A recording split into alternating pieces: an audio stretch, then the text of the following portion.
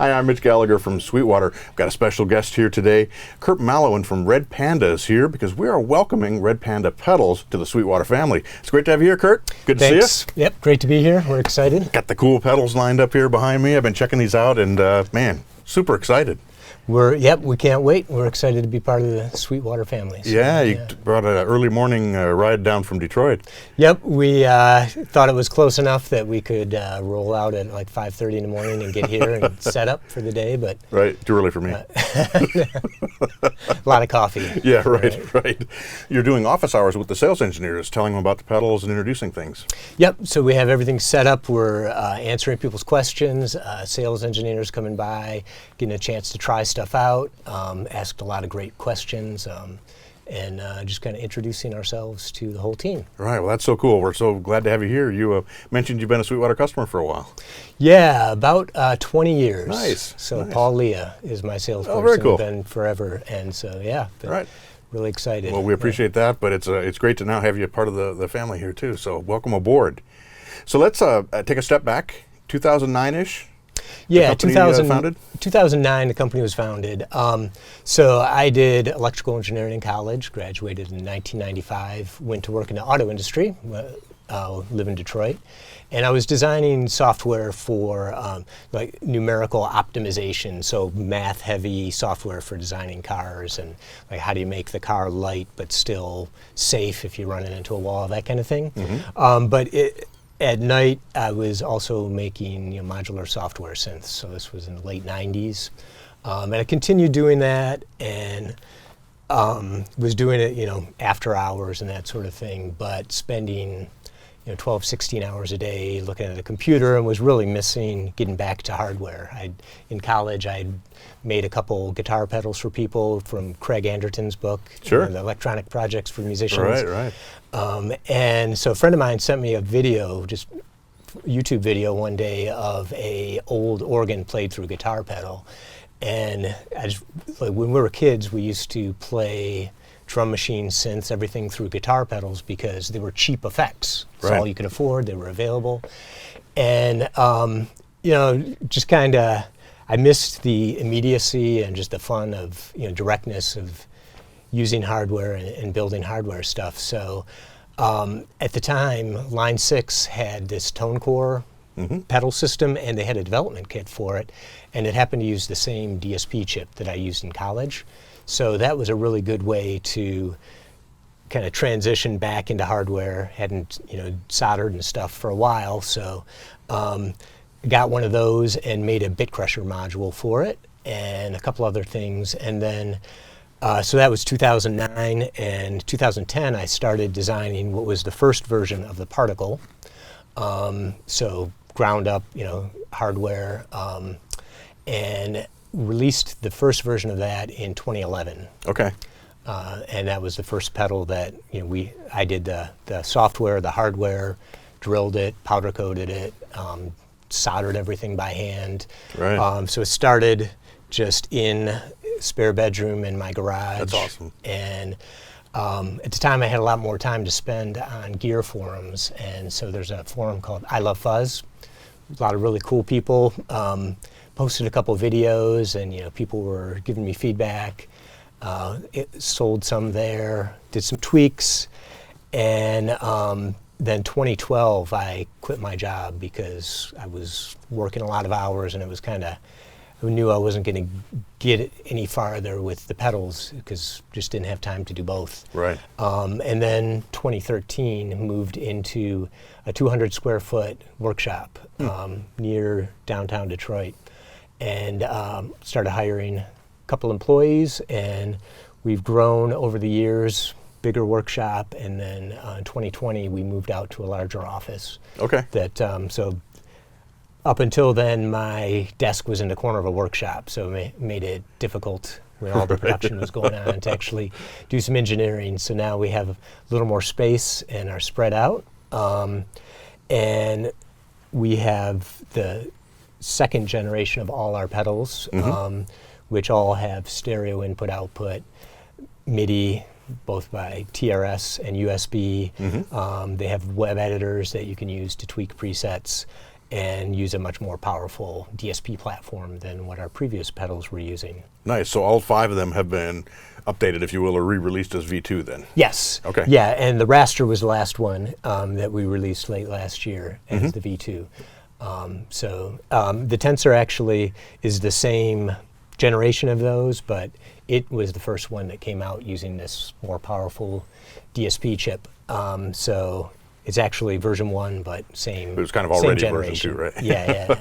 That makes sense, right? Yeah. So how about if we take a minute and just do an overview of the 5 pedals, because they're innocent looking but deceptively powerful. I mean, there's a lot of power under the hood with these pedals. Yeah, and actually intimidating is a word that some people use, but we try to design them in a way that you can start using it as a simple, like a 4-knob pedal, if you know which knobs to start with. And then over time you can dig deeper and still, find new ways to use it over many years. So the context is a reverb that is inspired by 1980s rack mount digital reverbs.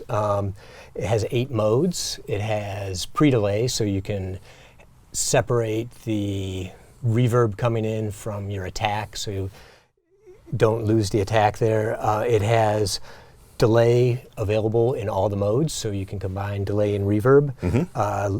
Low and high damping, so you can really fine-tune the sound of the reverb, whether it's really dark, or you can cut the lows if you're using bass so that it doesn't get all muddy.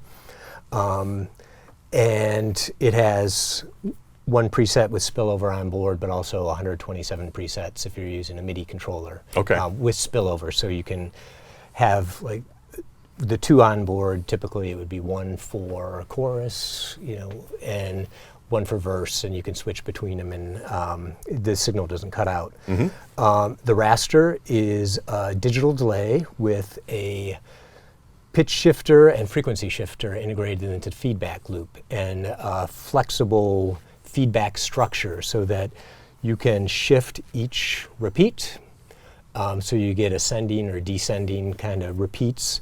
Or it can shift once so that it's harmonized against what you're playing. It gets shifted down and then repeated.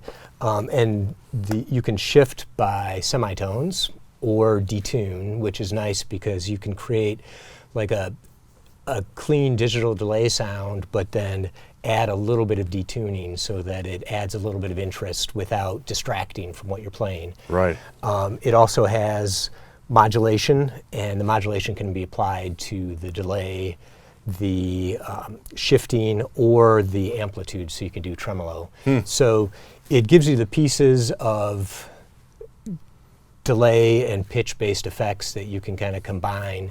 And as I was designing it, I tried to enable all of the classic digital delay tricks, from like the rack mount delays where to create a flanger sound, you would have to dial in the delay time, add the modulation, that sort of thing. Sure. So really flexible, and also the controls are one of the reasons I like making DSP-based pedals is we have a lot of control over the pot taper, and especially on the Raster, the feedback and delay controls are really fine-tuned, so you can get short delays, tuned like resonant delays with a lot of feedback.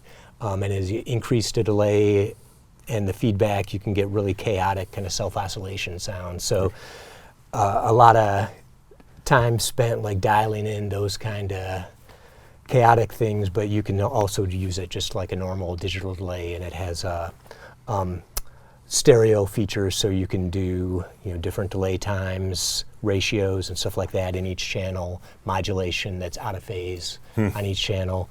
So it does a lot, but it does a lot. Yeah. The Bitmap is a bit crusher, and so this is a 3rd bit crusher I've designed, starting with the Tone Core one, and then the original Bitmap, and so it reduces the bit depth and the sampling rate. So if you use it subtly, you can get 12-bit or 8-bit sampler sounds, and that works really well with things like drum machines. You can get like hi-hats where they get that crunch from a little bit of aliasing and the low bit depth. But then if you crank it up, you get video game music, and it can completely destroy your signal. dying battery sounds where it's kind of sounds completely broken. And it also has modulation, so you can get, either square wave or sample and hold modulation to get, computer blip kind of random sounds. Right. And then in addition to that, there's some wave shaping, which gives you like early 1990s 9-inch nails kind of distortion that, gives you 3 different ways basically to digitally distort. So, you can crank the overdrive and get clipping, reduce the bit depth, and also have wave shaping that's going to add a bunch of harmonics. Wow. And then the Tensor, we released this, we showed it in NAMM 2017 and then released it in 2018. Mm-hmm. And it is it's a combination of it's an always listening micro looper, so it can loop 4.5 seconds in stereo, about 9 seconds in mono, along with real-time tape stop, reverse, tape speed effects, pitch shifting, and time stretching. Mm. And you can combine all of those together. So you can do things, because it's always listening, you can have it in bypass, hit it, and do a tape stop effect, or kick it in, rewind what you just played. Both foot switches can be momentary or latching, which allows you to, if you're soloing, you can flip between forward and reverse. Wow. And you can use an expression pedal too to like go from stop to gradually speed up and control that. Right. And then combine it with the pitch shifting, so with momentary pitch jumps. And time stretching is something that you don't see a lot on guitar pedals, but what it can do is kind of create different rhythms or stretch out the sound without changing the pitch. Mm-hmm. If you do it to extreme settings, it'll start to get a little bit crunchy, which is a really interesting texture, especially when you combine that with pitch shifting. You can get like really weird evolving textures. And then the randomization on that responds to where the knobs are set. So if you're not using the pitch shifting, until you crank the random knob all the way up, it's not going to change the pitch. But you can go from like subtle stutter glitch effects that kick in every once in a while, all the way up to where it's randomly shifting the pitch, flipping it backwards, all kinds of things at once. Crazy. And then you can do that live, or you can do that looping. And the looping has 3 modes. You can overdub. You can, since it's momentary, you can grab little fragments, like a note or a note and a half, and do little glitchy stutter sounds, or create longer loops where you're like the next mode has 2 buffers, so it's recording in one while it's playing back the other. So it completely decouples like what you're playing from what the audience is hearing, so you can kind of play what you want to play in the next measure, and then the Tensor plays it backwards.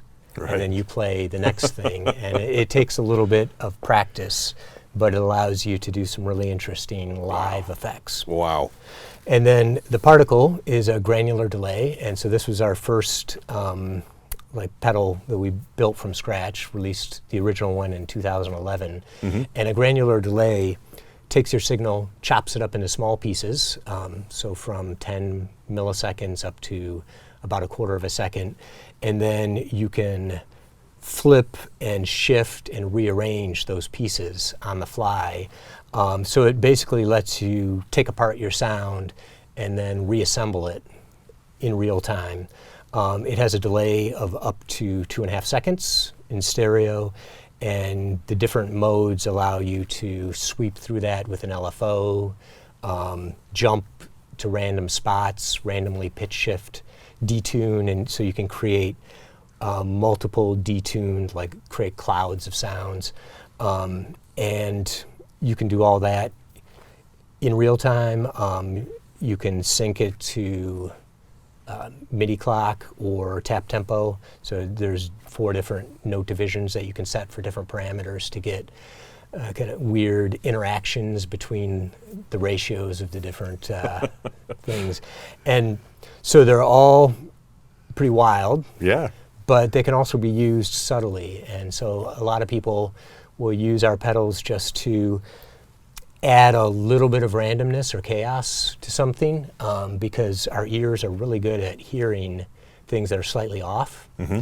And so you can take something that might be like a normal delay sound, but every once in a while it gets flipped in reverse, or it's shifted a little bit each time, and that can like capture the listener's attention without being a distraction from what you're playing. Right. But then from there, you can go to the extreme settings, and I try to design things in a way that you can always find your way back. So it doesn't ever get like stuck in a weird setting where you can't get back to a normal sound. You can kind of explore things on the fly and go between weird, subtle, and normal sounds. Mm-hmm. Wow. I mean, it's overwhelming to think about, but at the same time, that's the cool part, right? Is that there's so many options there. There's so much power there for creating your own sounds and for really tailoring things to exactly what you want to hear and what you want your audience to hear. Definitely, yeah. So they're definitely for people who enjoy tweaking, although they do have presets, and so you can kind of dial things in and lock it in, and then you're ready to go. But they're really designed and made for people who want to explore kind of variations of classic effects or entirely new sounds. And it's been amazing to see what people do with them. And in folk music, a lot of rock musicians use them. A lot of jazz musicians use the particle tensor in like really interesting ways to create new textures. Or one person described the particle as playing a duet with a slightly unstable person. So you're playing something and then it comes back to you kind of altered, right. But then it changes where you go with what you're playing next, or leads you down kind of a new alley. Right. And so you can use them to kind of songwriting tools to kind of shake up. You can start with just a very basic chord progression, but then have this almost like this dialogue with the pedal where it's leading you into different little detours. Mm-hmm. And you touched on it a couple of times actually, but there's stereo in, stereo out. Guitar level, it'll also take line level. So you could run synthesizers, drum machines, take them into the studio with you and use them on your mixes and all those kind of things. Yep. Yeah, so they're TRS input output, unbalanced, and the reason for that is because they are 3 inches wide, which allows you to fit more on the pedal board, but they're still big enough that you can grab the knobs and tweak things without bumping adjacent knobs. And yeah, they handle up to +8 dBu, so they can handle synths. A lot of people use them on aux sends on a mixer. They all have, in the web editor, you can adjust things like there's a kill dry mode, so if you're using it as an aux send on a mixer. So yeah, people have found lots of interesting ways to do them and used them in ways we've never imagined. I bet. And that has to be a big part of the fun for you as a designer of these, to hear what people are actually doing with them because I'm sure you have an idea when you create it that I'm going to throw this in there and throw this in there, but what somebody does with it may be entirely different. Yeah, and so usually I start with a technique or like an algorithm I want to explore, and it's not always music related. It could be from something from a completely different field, but like looking at like how could that be applied to music, and then setting some constraints, like it has to maintain the musicality. You don't want to destroy the basic tone. You can rearrange it, shift it, that kind of thing, and it shouldn't blow up at any setting. So you can go to the extremes in between, and then it's an iterative process of taking that original idea, implementing it, prototyping it, getting feedback from people. We do a lot of usability testing and A/B testing, so to see how people are using it, when it's a prototype, and what kind of things we can expand on. So with the Tensor, the reason that the foot switches are momentary and latching. Nick Reinhardt, when he was doing a demo for us at NAMM, he's a really brilliant guitarist. He does solo stuff, and he also plays with Taramellos, a lot of people know. He was turning the hold on and off to grab like little fragments, and so we added a momentary latching, so you can do it either way. Right. And the same thing with if you are using a loop with the Tensor, you can do time stretching, but also compression, which makes it go faster without changing the pitch. And that was really because at NAMM, where you can't really hear what you're doing at NAMM, so everyone's kind of fumbling around. But everyone was turning it to the center when it was the prototype to be off. And so, well, if the natural point for off is the center, then on the other side we can use that to add time compression.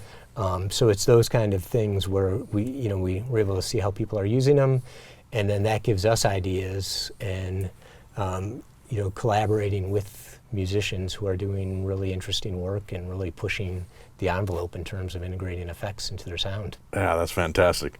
That is fantastic. We're so excited to have the pedals here and Red Panda here at Sweetwater. We want to welcome you, and thank you for coming in today. I know you're busy upstairs with the sales engineers, so we'll let you get back to answering questions for them, but it's been a real treat, and man, I can't wait to dig in more with these pedals and really hear what they can do. Yeah, we're excited to be here and look forward to working with you guys. Awesome. Thanks, Curt. Thanks. Great to see you. Good to see you. And thank you for joining me here at Sweetwater. I'm Mitch Gallagher.